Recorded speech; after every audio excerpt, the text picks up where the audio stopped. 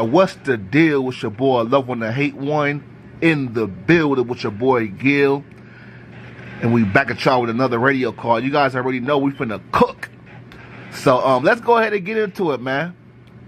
The day after the smoke has finally cleared. You know, I talked about it a little bit last night, just to let these suckers know I ain't going nowhere. I'm still here.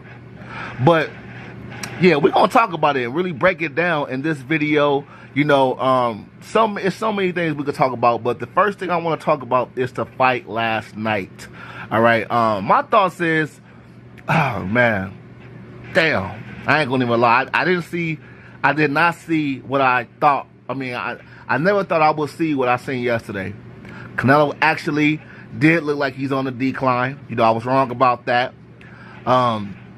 Terrence Crawford, shit, the speed was still there at 168. Man, he looked good, man. We can't hate on Bud. It is what it is. Bud made me a believer after that fight. You know, a lot of the things that I said building up to the fight, I still stand by. But it was things I was wrong about too. But it was some things I was right about too. But at the end of the day, you guys, I'm letting you guys know, and it kills me when all these clowns out here try to say, you need to shut your boxing channel down. You don't know nothing about boxing. You know, oh, I told you Terrence Crawford will win. You don't know shit. And it kills me when people say shit like that, because don't you know actual pro boxers picked Canelo to win? So they don't know boxing either. Actual pro boxing coaches picked Canelo to win, so they don't know boxing either. Not only that, even if you picked Bud Crawford, you never got a wrong prediction before? Yes, you have. There is nobody on earth that is undefeated when it comes down to predictions. No matter how good you are of a boxer or a boxing analyst. Let's just break that down early. But when it comes down to the fight, man, I ain't gonna even lie, man. Like you said, Gil, and I agree with you, man, that Canelo needs to throw some more jabs, man. I just didn't like the fact that Canelo was in there just basically brawling with Terrence Crawford. But I do respect Canelo's honesty at the end of the fight. He did say afterwards, he said, you know, I couldn't figure him out. You know, maybe Canelo was underestimating Bud a little bit, because, and the reason I say that is because before the fight, Canelo was saying that it's going to be easy. And when Canelo said that, I was like, I don't know about easy. Now, I think you're going to win now, but not easy. So when Canelo said that, I'm like, maybe he was just, you know, underestimating Bud, you know?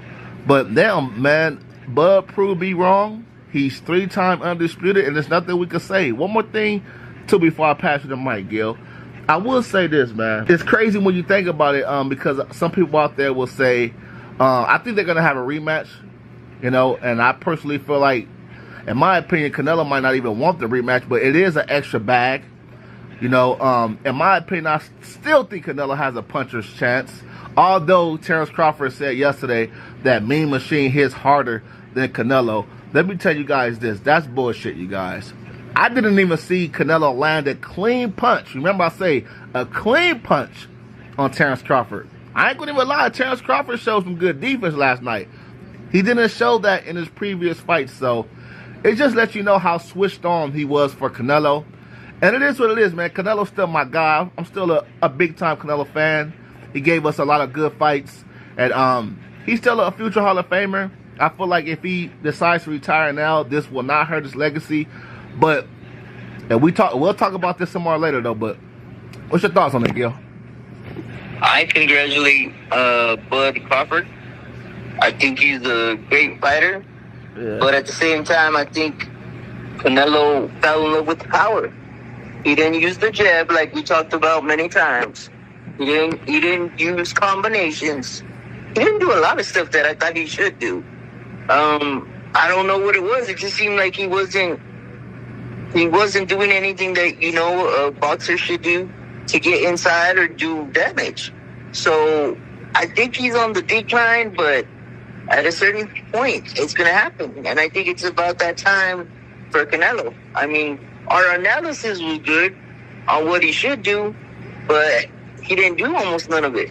He really didn't cut off the ring that much. He did try, but he get frustrated. You could see in the 11th round, when Crawford landed a pretty good shot, he was able to kind of brush it off a little bit, but he still got caught with it, and he showed a little bit of frustration because he couldn't get off, you know. So you gotta go the good with the bad with that matchup. I think it was more about a matchup than it was about who the fighters were. I think Bud understood what he could do well against a Canelo who is heavy-footed. But it was a good fight for Crawford. He was able to do what he wanted in there, basically. Yeah, man. And sometimes you have to eat crow, bro. I mean, we got the person who won wrong, but at the same time, our analysis was pretty good on what Canelo had to do. He just didn't do it. Oh, we definitely got to eat crow. I think, that goes without saying. We just got to, bite the bullet, man, and be a man about it. We got to have that same energy. Because Canelo would have won, we would have had the same energy. So, yeah, like I said, it is what it is. Terrence Crawford did what he had to do to win. It just sucks because what shocked me the most is, like I said, Terrence Crawford defense, man. I'm like, shit, when did this defense come around? And we got to give Terrence props, man. He was doing both. He was moving and he was standing in the pocket. It was times where, Canelo, he goes to the ropes on purpose, but it was times where, I'm like, damn, this boy kind of backing Canelo up. But shit, hey, we all know Canelo, man. One thing Canelo did show yesterday, as usual, is a fucking chin. Man, those shots that he was catching Canelo with, bro, it would have put a lot of guys down. I ain't gonna even lie, man. He was catching Canelo with some accurate shots. And clean shots, bro. Yeah, exactly. Some clean ass shots. And you could see the sweat just flying off Canelo's face. I was like, shit. But yeah, like Canelo, he showed the chin as usual. And Canelo didn't look tired to me, like everybody be trying to say. He didn't look tired to me. It was just he didn't look gassed, but at the same time, he didn't impose his will early on like I thought he should. And I thought that's why Crawford was able to get more confident, Yeah, man. It sucks to say it, Gil, but man, yeah, like you said earlier, we just got to eat some crow. But yeah, that's basically it. Props to Crawford. Nobody gets every prediction right, so I don't know why people are acting like this is just a big hit for us, like we can't bounce back. What's funny to me is there's a lot of people that like to say stuff online, but when they're on the webpage, they won't say nothing. It's like, dude, I'm here for the smoke. Like, I could tell you that I got it wrong, but the analysis wasn't wrong. You know what I mean? Yeah, no, I know exactly what you mean. So, but it is what it is. We're here for the smoke, bro. We're here for the smoke. That's why we have a platform and we use it. Yeah, we have a platform and, we don't run from shit. But yeah, that's my final thoughts on it, man. You got any more final thoughts you want to, say about Bud or whatever? I just think it's gonna be interesting to see if Bud drops the titles or if he decides to actually defend those titles.